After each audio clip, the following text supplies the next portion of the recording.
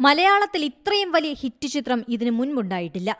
അപൂർവ വിജയമാണ് ഉണ്ണിമുകുന്ദൻ ചിത്രം മാർക്കോ നേടിക്കൊണ്ടിരിക്കുന്നത്. ഉത്തരേന്ത്യയിൽ ഇതിനു മുൻപും പ്രേക്ഷകർ സ്വീകരിച്ച മറ്റൊരു മലയാള ചിത്രവുമില്ല. അത്രത്തോളം ട്രെൻഡ് സൃഷ്ടിച്ചാണ് മാർക്കോയുടെ പോക്ക്. ഹിന്ദി പതിപ്പിന് ലഭിച്ച സ്വീകാര്യത അസാധാരണം തന്നെ. മലയാളത്തിനൊപ്പമാണ് ഹിന്ദി പതിപ്പും തിയേറ്ററിൽ ഇറങ്ങിയത്. 89 സ്ക്രീനുകളിൽ റിലീസ് ചെയ്തിരുന്നു. പിന്നീട് സ്വീകാര്യത വർദ്ധിച്ചതോടെ കൂടുതൽ തിയേറ്ററുകളിൽ ചിത്രമെത്തി.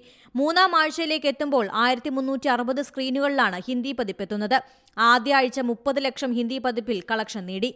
രണ്ടാം ആഴ്ചയിലേക്ക് എത്തിയപ്പോൾ അത് 4.12 കോടിയായി ഉയർന്നു. 1273% വളർച്ച സംഭവിച്ചെന്നത് അത്യപൂർവം. അങ്ങനെ ബോക്സ് ഓഫീസിലെ സർപ്രൈസ് തന്നെയായി മാർക്കോ. മോസ്റ്റ് വയലന്റ് ചിത്രം എന്ന വിശേഷണത്തോടെയാണ് മാർക്കോ പ്രേക്ഷകരിലേക്ക് എത്തിയത്. കലേ കിങ്സൺ ആണ് ചിത്രത്തിന്റെ കൊറിയോഗ്രാഫർ.